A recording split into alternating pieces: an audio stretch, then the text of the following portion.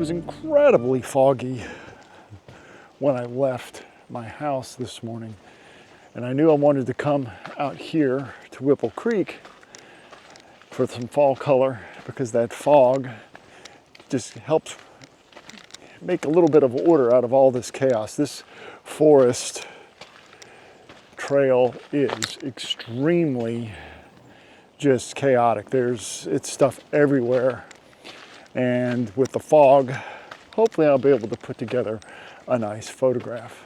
The bad news is, here inside the forest, it's not that foggy. There's a little bit, but it doesn't seem to have really penetrated. But that may not be a bad thing. If the sun starts to burn it off, maybe I can get some sun rays, penetrating through the forest, and that would be just as awesome. So a lot of trails here. I'm just going to make a couple loops, see what I can find.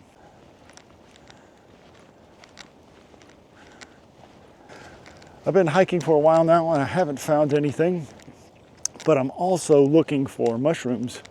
And if I could find some mushrooms that are in good shape, then I might be able to make a photograph with those. I'll share a photo that I took a few years ago at Lower Lewis River Falls.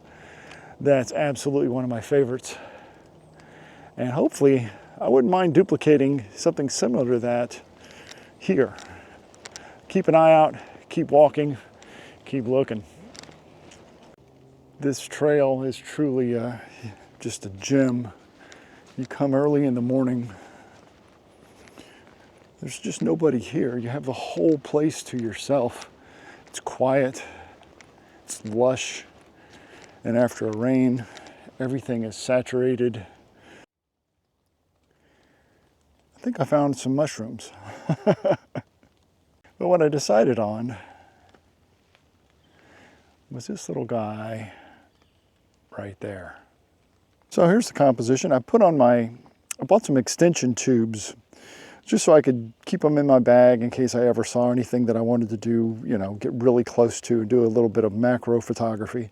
So I put my extension tubes on my 24-105, and here's my composition. It's just a little guy right in the middle. Got a pine cone on the right and this little sprig that's got some beautiful color on it on the left-hand side with my little mushroom right in the middle. So I've done some focus. I focused here on this little piece of color, and then I focused right on the cap of the mushroom. I'm at f/16, ISO 250, and my shutter speed's about a second.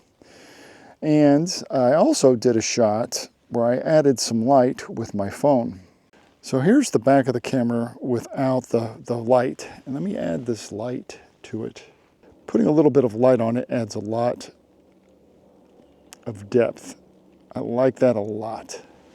So I'm going to put this shot together in Lightroom, maybe some Photoshop just to blend those two focus layers. And if the shot comes out, I'll show it to you right now.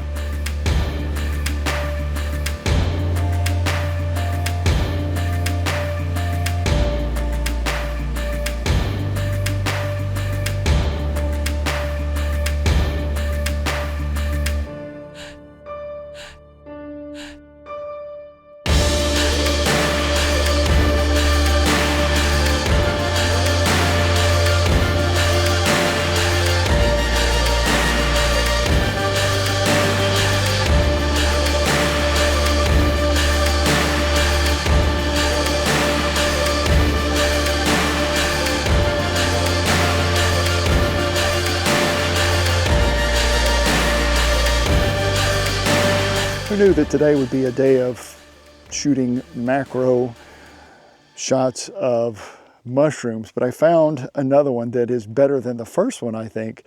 Absolutely love this. A grouping of two on this moss-covered, wet, saturated wood tree branch that's fallen. So let me show you what it looks like. Here's the shot. I absolutely love the way it looks. Love these little mushrooms that are just perfectly in the middle of the frame, and they're sticking up on this log. It's f/16, about little over a second for my shutter speed, I am going to focus stack just a little bit to make sure I got my tree branch and all that lovely green and both my mushrooms sharp, but I don't want the background sharp. I'm going to let that just fall away into absolute oblivion so that it draws the attention right to those little mushrooms. And I don't even think I'm going to use a light on it. It looks really good just as it is. So I'm going to get the shot, I'll put it together in Photoshop, and if it comes out, this is going to be my favorite shot of the day.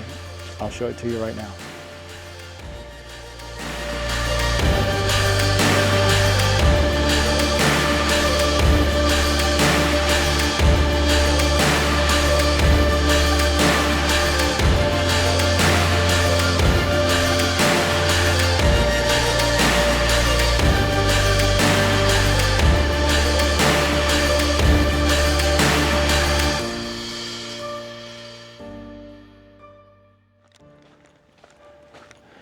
That's going to wrap up this week's video. If you'd like to know more about macro photography, leave me a comment below and I'll be happy to go into a deeper dive in a future video.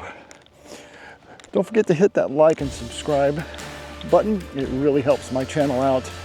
I appreciate it very much. Thanks for watching, and I'll see you next time.